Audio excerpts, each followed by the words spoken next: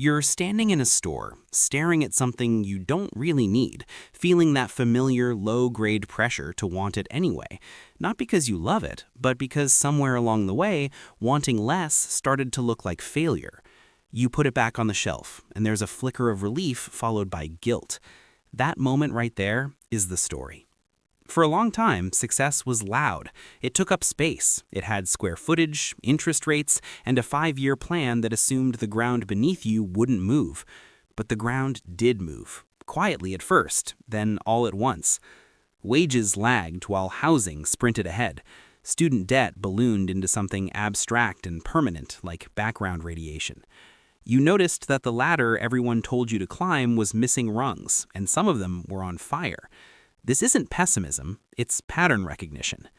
So when you pull back from the chase, when you decide you don't want the bigger apartment, the newer car, the job that eats your evenings, it's not because you lack drive, it's because your nervous system has been paying attention. Constant striving in an unstable environment doesn't feel like ambition to the body, it feels like threat. Minimalism in this sense isn't an aesthetic, it's a pressure valve. Fewer possessions mean fewer monthly obligations, fewer invisible strings pulling at you. You're not opting out of life, you're trying to make it survivable. There's data that backs this up, but you already feel it. The satisfaction curve flattens quickly with things. The rush of a purchase fades, and then you're left maintaining it, storing it, insuring it, thinking about it. Experiences, on the other hand, stretch. They become stories, reference points, shared memories. Time feels richer when it's less crowded. When you prioritize time over money, it's not naive, it's strategic. You're choosing a form of wealth that can't be repossessed as easily.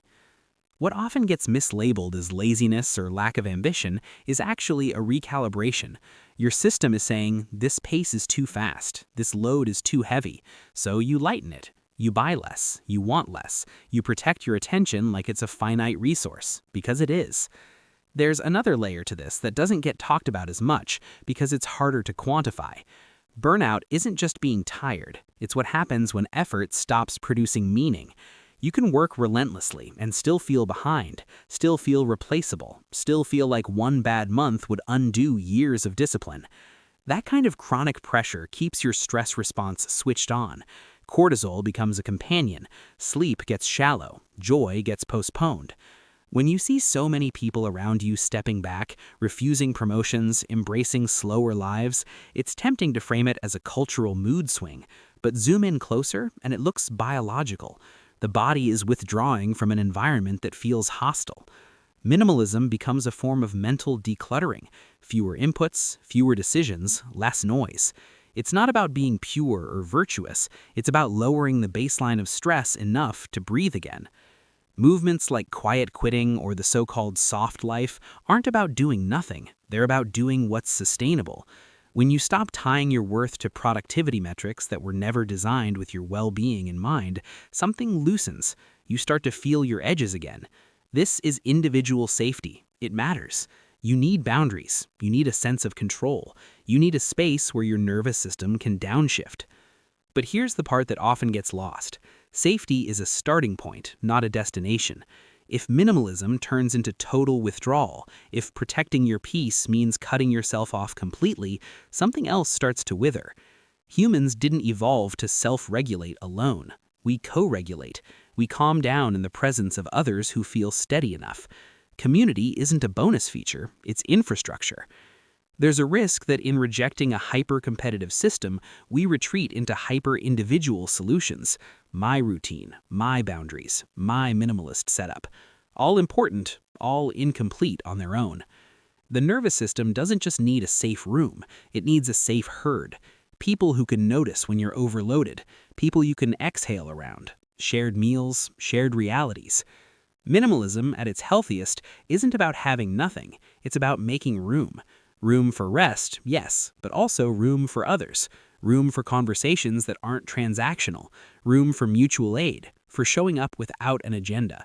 When the world feels precarious, isolation can masquerade as control. Connection feels riskier, but it's also where resilience lives. There's also an ethical undercurrent to all of this that you've probably felt without naming. Consuming less isn't just about personal peace, it's about not wanting your comfort to come at an invisible cost. Climate anxiety isn't abstract for you. It shows up as a low hum of concern, a sense that endless accumulation in a finite world doesn't add up. Fast fashion, disposable tech, planned obsolescence. You see the pattern. You opt out where you can. This too gets misread. Wanting less is framed as lowering your standards, but from another angle, it's raising them. You're asking better questions about quality, longevity, and impact. You're aligning your daily life with values that extend beyond yourself. That's not apathy, that's maturity under pressure. What's happening across your generation isn't a collapse of aspiration, it's a redefinition of success under new constraints. Quantitative markers like net worth and job titles are losing their grip because they no longer guarantee what they once promised: stability, dignity, time. Qualitative markers are stepping in to fill the gap. How regulated do I feel? How connected am I?